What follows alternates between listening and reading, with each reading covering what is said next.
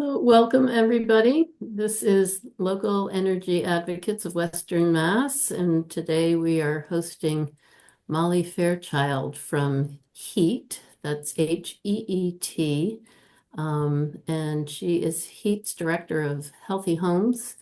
She joined HEET about 5 years ago to work on the annual gas leak maps that they produce each year. And she's worked on the gas stove study with the Harvard School of Public Health, which is called Home is Where the Pipeline Ends.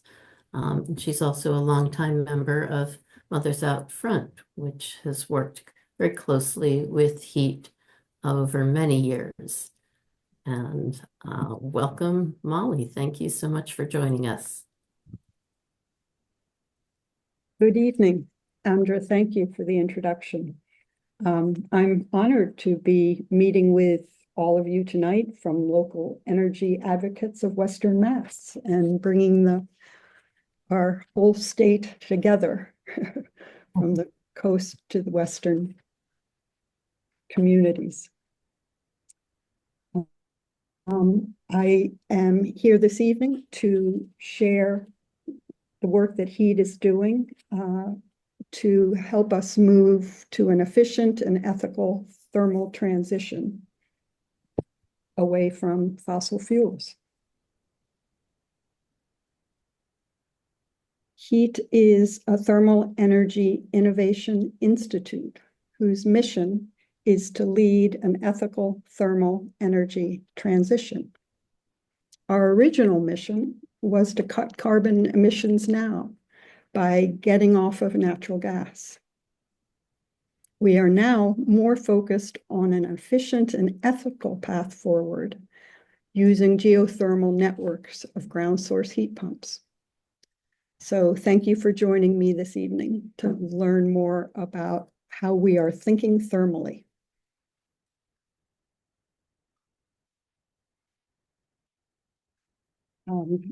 The building sector accounts for more than 30% of the carbon dioxide emissions.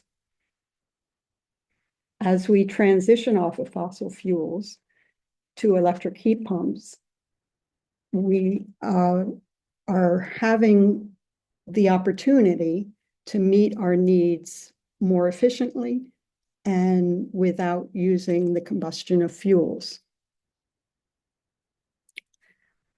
Energy efficient electric heat pumps are the easy transition at this time, and they're supported by, in their efficiency, by the use of renewable electricity.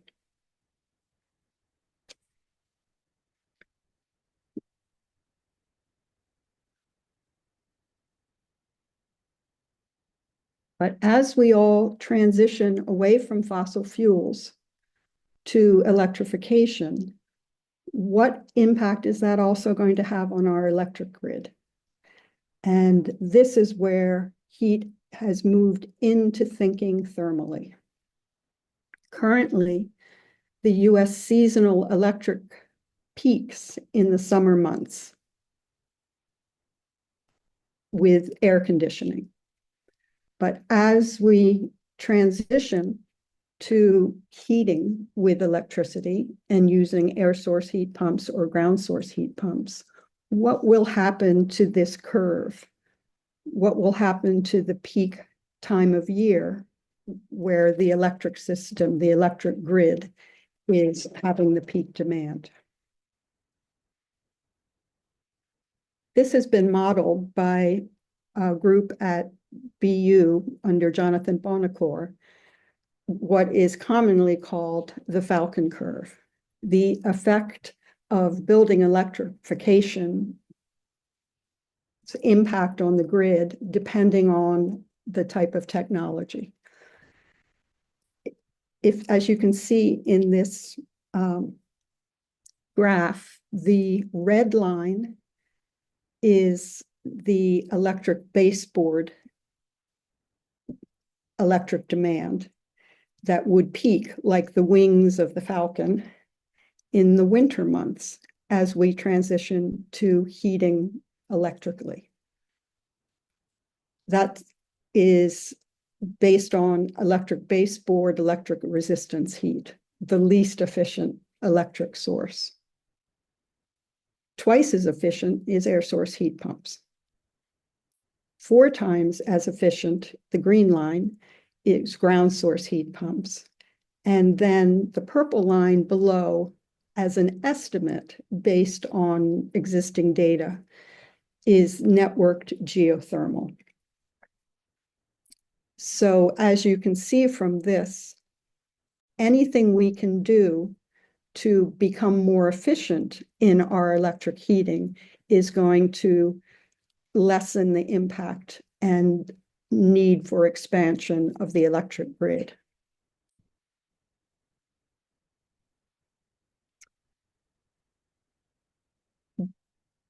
In talking about ground source heat pumps and air source heat pumps, I want to start with some of this terminology because I know there's a lot of overlap and some understandable confusion around all the different terminology.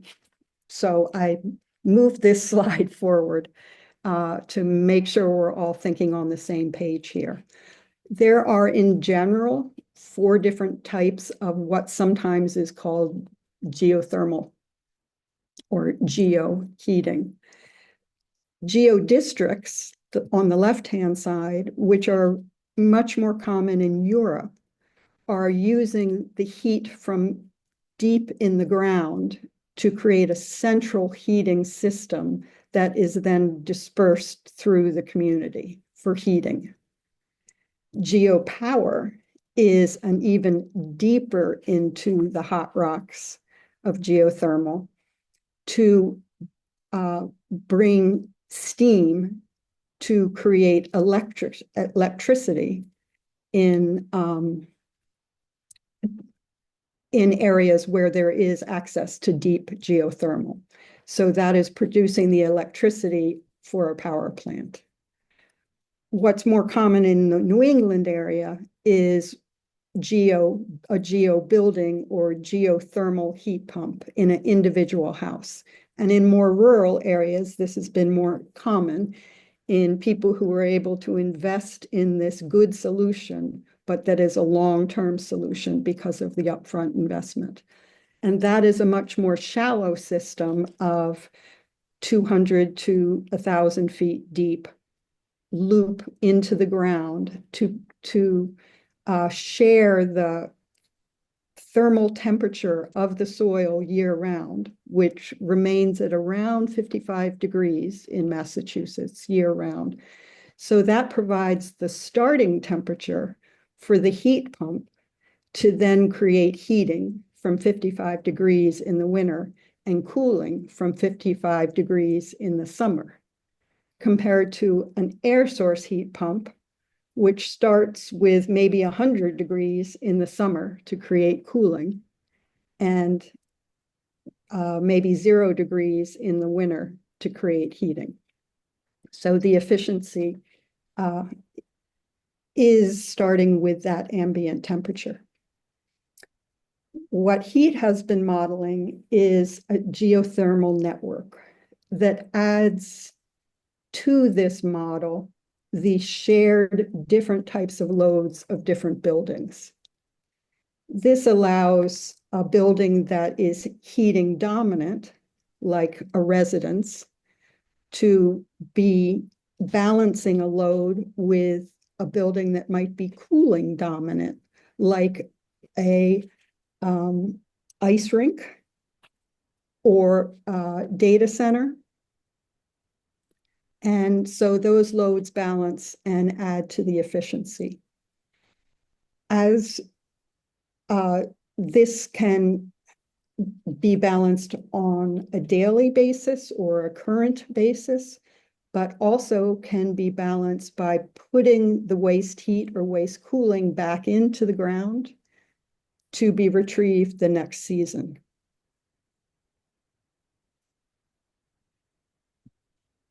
I can come back and explain more if it would help.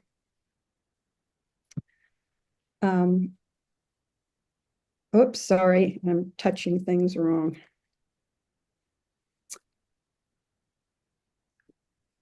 So one of the concerns that a network ground source heat pump helps with is the cost of the impact on the electric grid of different types of electrification.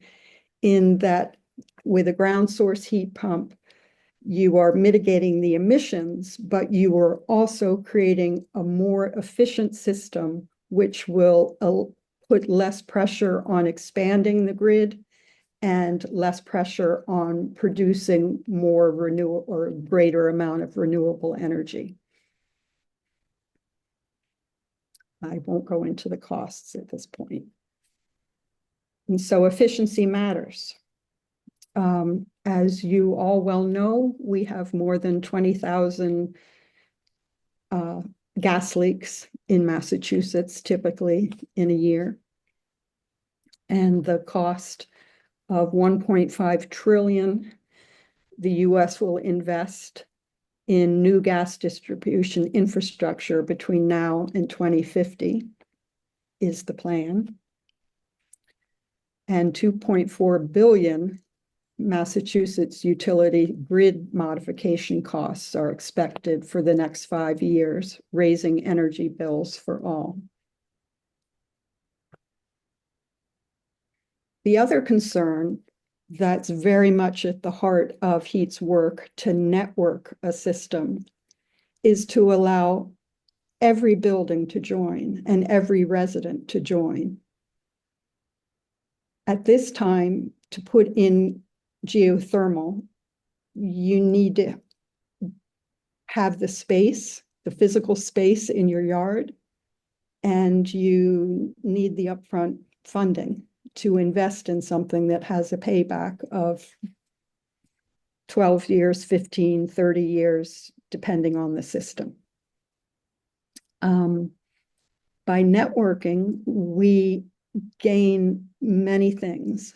One of it is that as the wealthier customers or the rural customers are able to move off the system and use an independent ground source heat pump, they're leaving the gas, the population that's using the gas system to carry that remaining burden. The model HEET has used with the Framingham installation of network geothermal is having Eversource install the system. And so the network geothermal customers had been gas customers are now transitioning to being geothermal customers through Eversource. And so the next phase is to have those customer bills be combined so that as more people are moving off of gas, those using network geothermal would be balancing the cost on all the bills. I think I have a slide that shows that a little better. Oops.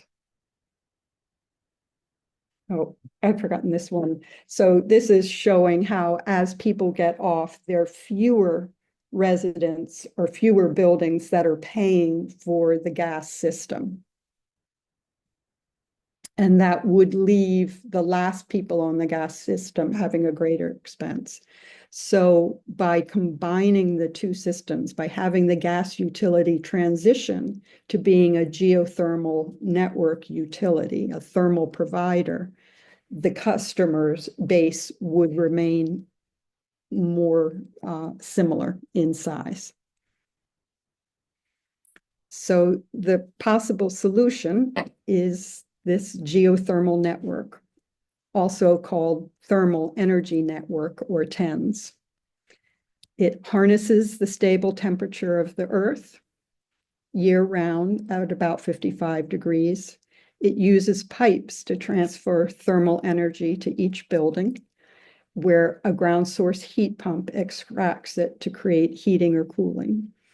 The fluid in the pipes isn't gas or explosive, but rather is water or water and glycol if there's a need to balance the temperature. And it's scalable. The Framingham loop is a 1 mile loop with about 43 different buildings, and it can be expanded, and the plan is beginning for the second loop. It is adjustable. More bores can be added, more buildings can be added. It's not a closed system with a defined size. And in fact, the first loop is somewhat overbuilt, and so it's already efficient to add more to that loop.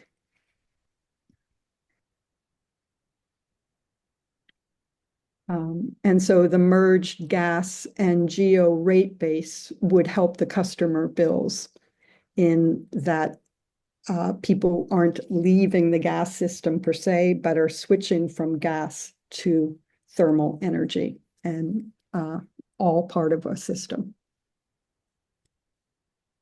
Oh. So just reviewing again with somewhat different slides, one of the huge advantages is sharing the thermal energy. Networking diverse energy loads allows us to harness otherwise wasted thermal energy. As we all know, with the air conditioner in your window, you feel the heat pouring outside as you walk past it. That's wasted thermal. The same is true of an air source heat pump in the summer, and in the winter in the reverse, throwing out the cold. The advantage of capturing this heat that's rejected from one building can be transferred to and used by the homes down the street, or it can be returned into the ground and be stored as thermal energy for the next season. So typically, the image here is that at the end of the summer cooling season, the waste heat has been put back into the ground for the summer. So when heating is started in the fall, the soil, the ambient soil around the loop has raised from 55 degrees to maybe 65 degrees. And so in starting the heating season, you're starting with the added efficiency of a higher temperature to create heat, which also augments the thermal efficiency of network geothermal.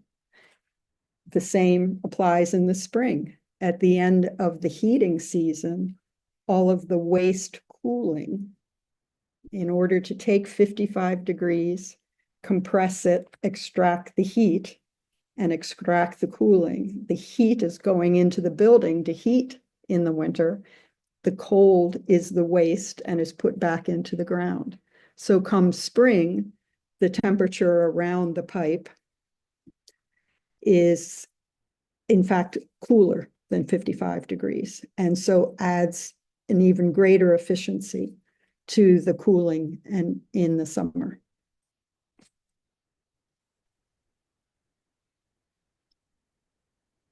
Those are the seasons. The other point to make here is that it is a just transition for the workforce. The utilities have the trained people who already lay the pipes for gas pipes. A comparable pipe is used for the water pipes of network geothermal. And so, in fact, for the Framingham network geothermal loop, a very short retraining of the existing utility workers allowed them to lay the horizontal loop. And that whole process went smoothly according to timing, cost, et cetera, because the workforce essentially knows how to do it already with only minor adjustments for going from a gas system to a network geothermal horizontal loop.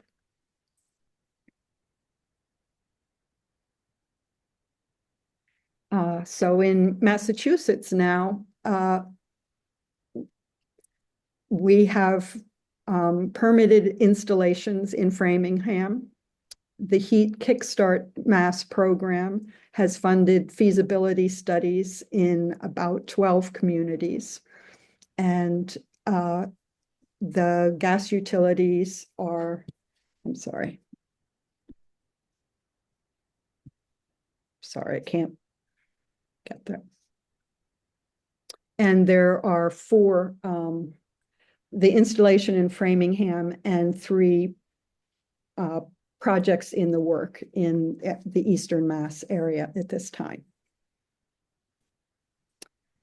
The other exciting news outside of Massachusetts is there are 50% of American gas customers are now served by one of the gas utilities in the United States who is interested in using network geothermal and is part of the Utility Network Geothermal Collaborative.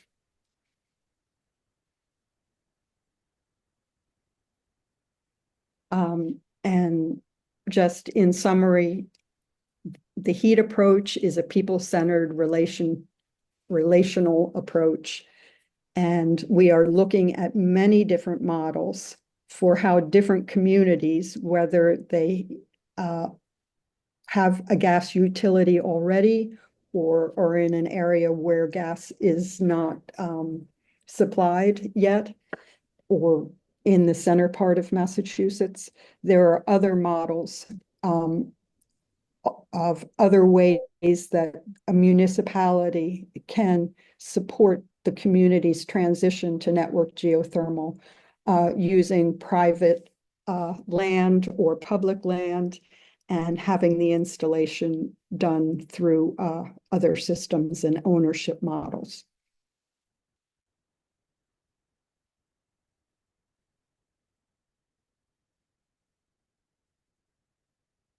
And here is HEET has the one geo map if you would like to add yourself to it to show areas in Massachusetts where there's an interest in moving forward, and a few other resources from our website. And at this time, I would love to turn it over to any questions from all of you. Thank you, Molly. It's great to have that introduction, and I won't be surprised if people might want to review some of the slides. So why don't we leave them up there for now? Yes, and I have other slides. I pared down a much longer presentation. So please let me know what areas you're interested in exploring more or have questions on. Great. Yes. Dell. Thank you very much, Molly, for this presentation. I didn't know about the details of this project, and now I do. And I'm curious to know what the status is right now of this project, and also what the gas company is thinking about it and the gas workers are thinking about it. Well, the project, if you mean specifically the first loop in Framingham that Eversource led, that project is now completed. It was a very stepwise, phase-wise installation. As the first project, there was a lot of learning, but a lot of really good collaboration between the municipality, the sustainability department, Eversource, the workers, the residents, the Framingham Housing Authority, the school system had buildings on the loop, the fire department. So it has been a success in so many ways of just helping us all learn how to do it better next time, what went really well, and what we would tweak in the next model. And certainly one of the things that's very clear is how the cost can come down over time. And we are in discussions with Eversource about the second loop that is planned, and we are awaiting a funding process to move that forward. But did I answer your question on that? So we're continuing to look at other communities and other projects, and Eversource in particular is very interested in exploring other projects as well. That's great. Any word on what the gas workers thought about? Well, I know the gas workers who lay the pipes were impressed and excited that they can see a path forward for their work, that they can move to installing these network systems instead of laying gas pipes. And so that's been a very positive process. And I think the state legislation is moving forward with the DPU to support this as well. One of the challenges is we don't have enough geothermal drillers.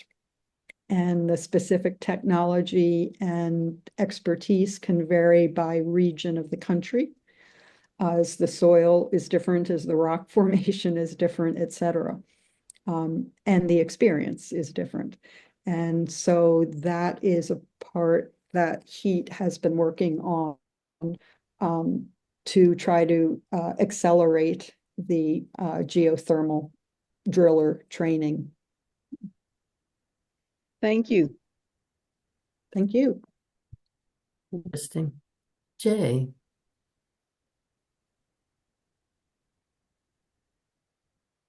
I'm not sure I was next.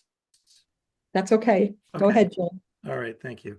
Yeah, thanks for that. That was very clear and easy to understand presentation. So I appreciate that. Thank you. I think you hit the key points that helped me to further understand it. I mean, I know something about geothermal, but this was great. So it brought to mind two questions for me, and all focused around this this huge project that we have happening in Northampton shortly, where all of our main street is going to be completely redesigned and rebuilt. It's mostly redesigned, I think. The work has to be done. And that will include bike lanes and changed park spaces and reduced lanes and greater safety and so on. And along that main street is probably the biggest concentration of buildings that we have, or certainly one of the biggest in the city. So I've been imagining, could we somehow at least get some necessary piping or conduits or infrastructure into this project, even if they're empty as we start, as we move towards this project, because you don't do this more than, once in 100 years probably. And a related question in my mind has been thinking about Framingham and our possible projects, is it seems to me like each building probably has different kinds of heat going on. Maybe that's not the case. Certainly in residential, you have some people with a gas furnace, some with oil, some with a heat pump already, and so on. Some have a hot water system, some have a hydronic, and so on. So is it possible to work in that environment and effectively connect all the buildings on Main Street, regardless of the current system that they have, or are there real inefficiencies and limitations as well? So those are kind of two related questions. Yeah. Yes, it is possible to bring on all buildings. For example, regardless of the type of existing heating system they have. Some are easier to do than others, understandably. If you already have a ducted air system, that might be the easiest transition. Or electric baseboard is extremely cost effective and there's not that much other system present. Framingham Housing Authority was all electric resistance heating before. The other challenge that comes up is what you find in the buildings, depending on whether they've had home energy assessment, updated work done, barrier mitigation of asbestos, more insulation, mold and mildew, other concerns. And so those can be added barriers and costs, but all of those things need to be addressed, whether or not you're going to an air source heat pump or ground source heat pump or network geothermal. And so is there any comments about things you could do if you're not ready to install immediately, but you're going to rip up the entire main street? Could you put some placeholder conduits in, for example, or any thoughts about that? If not, I understand. That's an excellent question. I think one thing we understand more and more is a stepwise process can be very helpful. So if you had the ability to put the horizontal loop in, pending later connection, I mean, the Framingham loop, they took time to drill the bores. Then they took the time to put the horizontal loop, and then they did the building retrofits and connections, all behind the meter. Going forward, we are considering a different model of getting all the weatherization and building upgrades done first and then putting systems in. But this is something under discussion. We are trying to learn, is there a better way to do this? But that's an interesting model. Could you put the horizontal loop in as you're doing other street work now?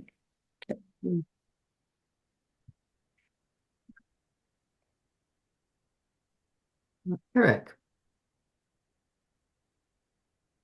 Yeah, thank you. Thank you, Molly, very much. I have a couple of questions, but just to mention, Dr.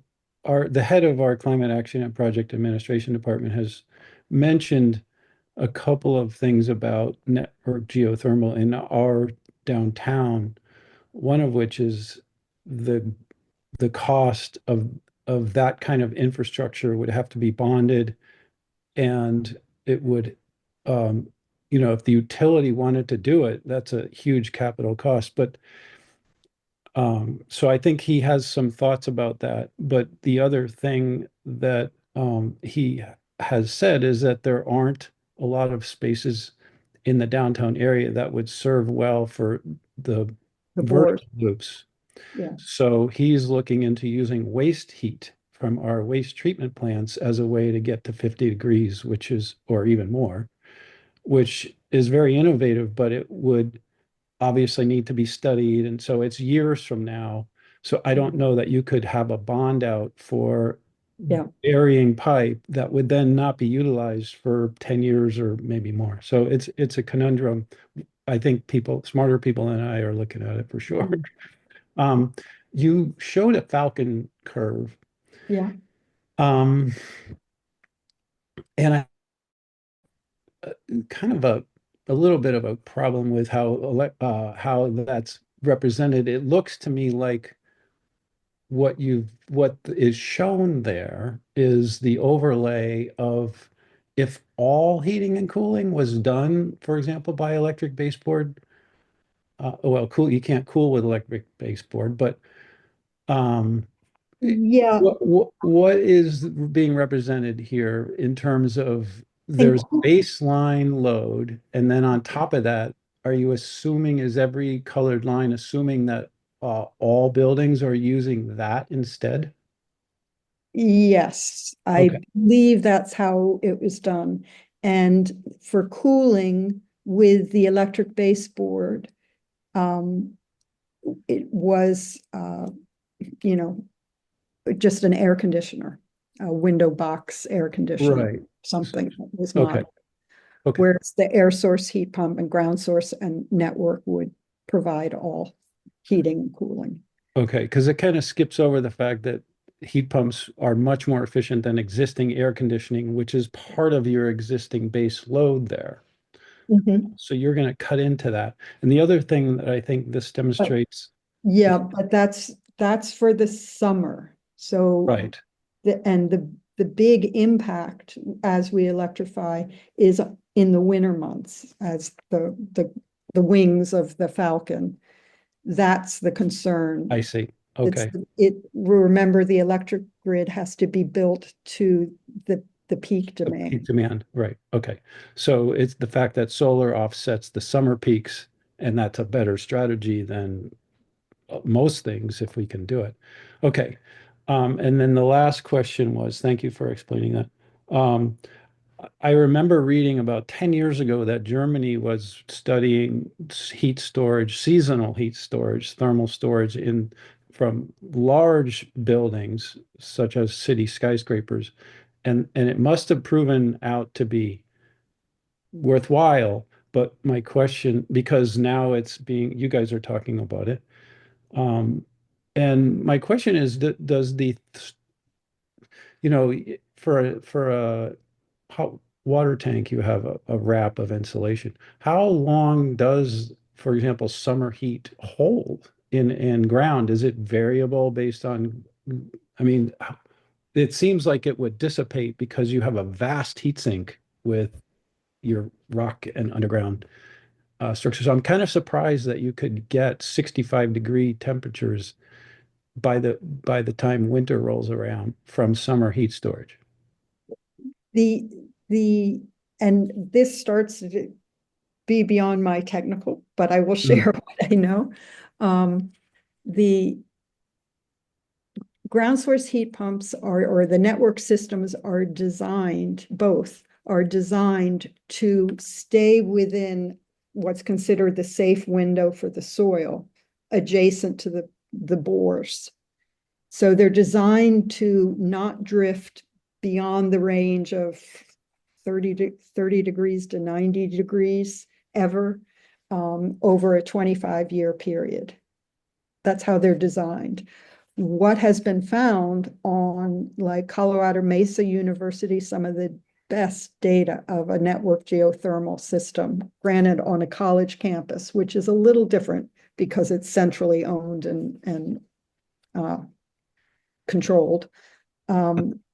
But they found essentially no significant drift within their system and never had to use, in the 15 years, never had to use the backup heat system that they used as sort of a 80-20 model of a hybrid system when they first started the network geothermal on their campus. The ambient loop has never drifted out of a functional range in Okay. 15 years. So did that demonstrate that you do get that thermal energy back from the summer? Or is it just that it didn't range out so that you couldn't use the loop? Their efficiency Colorado Mesa University's efficiency continues to improve year over year. And actually, HEET is working with them, writing up what the COP is on. Okay. But my understanding is it's above 6. Wow. And, but Okay. until it's well Uh, documented, I can't it's a say. little bit in the weeds, but thank you very much. I appreciate your Yeah, help. yeah, no, good questions, and you're pushing my knowledge. BJ.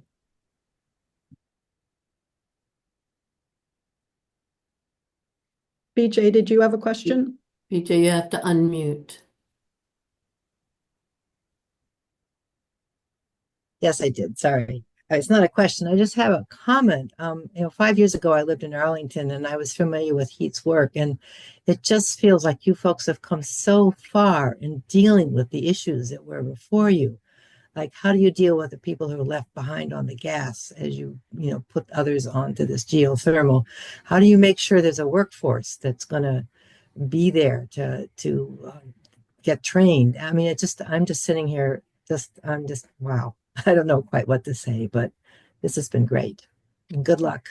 Thank you. And thanks for pointing that out, because that is very much the HEET way. If you know our work from back when, and it has always been to bring everyone to the table, to not be fighting against the utilities or others, but to find the common ground and the path forward that will work for everyone.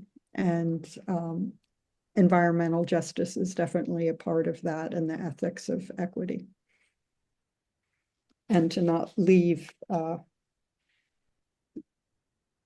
the underserved communities bearing the burden of the stranded assets for the utilities in continuing to replace gas pipes. Thank you. Darcy? Darcy, you're muted. Wait a minute, sorry. I'm wondering if you've had experience, whether HEET has had experience using municipal aggregation as a mechanism that would be like the governing mechanism over establishing a program of district heat. And also, I'm wondering about municipal light plants. Whether you have had experience with them. Thanks. A very good question, and certainly something we're thinking about and talking with communities about. We don't have a model, we don't have an example yet, but that is certainly a very interesting model. In Troy, New York, they developed a system of sharing between 3 different entities: municipal, private, and one other. I'm not remembering all the details, but a shared investment, and even then having the boreholes be drilled and owned by, say, the municipality, and then the thermal energy that's provided from them is actually, they become a prosumer, not a consumer, but a prosumer providing that. And so a municipality could invest in installing the boreholes and then get payback over time in a small charge for that service. And the utility could do the horizontal loop, and residents in another form through Mass Save, et cetera, could do all the behind the meter building retrofit work. So all of these are great ideas, and different communities, we hope, will come together with different models going forward of how to make this work. Not just the utilities have to do the whole project. Right. Yeah, I think that, there's a lot of focus right now on becoming energy independent, and this is like a massive piece of how that could happen. Yeah. So, yeah, thank you. This has been great. Thank you. But yeah, Lydia, go ahead. Yeah, Molly, I really, really appreciated this presentation. And you may have answered these questions already. I might have missed, but how did you pick Framingham, and what did the city of Framingham put into making this happen? Like, what was their Hmm. investment? Good question. First of all, HEET did not pick Framingham. Eversource Gas picked Framingham. They are both the gas and the electric provider in Framingham, but they looked at many different locations, is our understanding, and they were determined to have it be a good model for the network geothermal, but also meet community needs around being an environmental justice community and uh, including different types of buildings, which Framingham did beautifully with the Framingham Housing Authority buildings, schools, businesses, and private residents, summer renters. And Framingham is actually now one of the 21 designated environmental or equity communities. And so they checked off a lot of the boxes. The other thing that was terrific was the communication between the municipality and its residents was strong. It tends to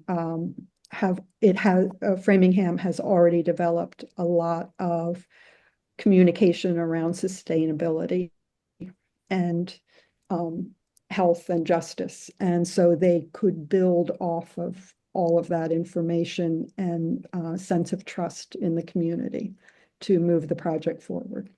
And just anecdotally, the Eversource workers who went door to door to try to recruit participants were so impressed with the ease of doing that work that they were so well received with the endorsement of the municipal government and the sustainability department in town and stuff. So the trust was there. And it is a HEET saying that we move at the speed of trust. And I think Framingham demonstrated that beautifully. Great, thank you. Thank you. That's a great saying. Move at the speed of trust. I add to it understanding. We move at the speed of understanding and trust because every time something would go wrong, we all learned how to do it better and shared that. And that open communication and sharing made all the difference. Yeah. My understanding is that the Lowell project has been canceled by National Grid. The Lowell project, the original project is on hold, has been canceled. But the Lowell community is exploring other ways to move forward and different stakeholders that were part of the original model. So that we hope will, continue. The Franklin Field project, it's a National Grid project in the city of Boston, is also about to move forward, we think. Do you know much about the Lowell project and, what are the lessons learned from their backing out We of it? have tried to be in communication to understand that to gain from those learnings and have worked closely with UMass Lowell, the RIST Institute, and others, as well as talking to National Grid sustainability people to understand what the challenges were for them. And some of it was simply cost, to understand how better to design the system to reduce cost. How do you see network geothermal working in a more rural setting. Is it feasible, or is that going to be too much of a barrier? Well, one of the Kickstart projects was in, and the Kickstart HEET projects were just funding to help a community start exploring how they could do geothermal and getting some technical input on that. And Deerfield was one of the communities that looked at it, which to me is a typical New England, more rural town, that they were looking at basically making the network and in the center of town with some of housing and housing that is planned and the municipal buildings in that area. So to me, that is a lovely model for how smaller, more rural communities could do it. And even a community that isn't on the gas, but it's still on fuel oil. When you think of it, it doesn't have to replace gas. It can be in any community. A whole nother piece, and I don't have any slides on this, but I do think about it, is what we've been working with is, it's still called shallow geothermal, but bores that are going down 500 to 800 feet. There are, and many private homeowners who put in geothermal do what are called horizontal shallow thermal loops. And that's like taking, instead of a field, go down 6 feet and put usually a coil of to maximize the space and the contact.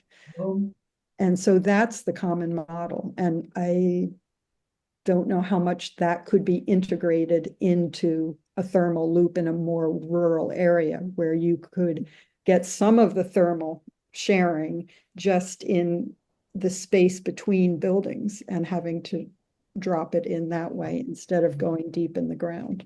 So there could be efficiencies to looking at that. Interesting. Any other questions or comments? I'm sure that we'll have more questions as we digest I information. will add one more little thought that came in as I was talking with a friend about all of this, in understanding why HEET is talking about thermal more. And I think of a demonstration I did with a colleague at a table about light bulbs, and the LED light bulb the kids could touch and it wasn't too hot, whereas the older light bulbs, all of that waste heat. And that to me really brings home thinking thermally. We've thought thermally about our light bulbs, and we need to think more thermally about where we're wasting heating and cooling in our buildings, and what the thermal mass is that can hold and that waste heat and cooling. And what we use now with network geothermal is the ground. That's the thermal mass that can act as a battery. And that goes back to traditional housing, back to living in caves or cliffs, was the same thermal property of being in the ground allowed you to draw the 55-degree temperature to stay cool in the summer and warm in the winter. And that's what we're getting back to by putting these loops into the ground, is bringing that thermal mass back into how we take care of our heating and cooling.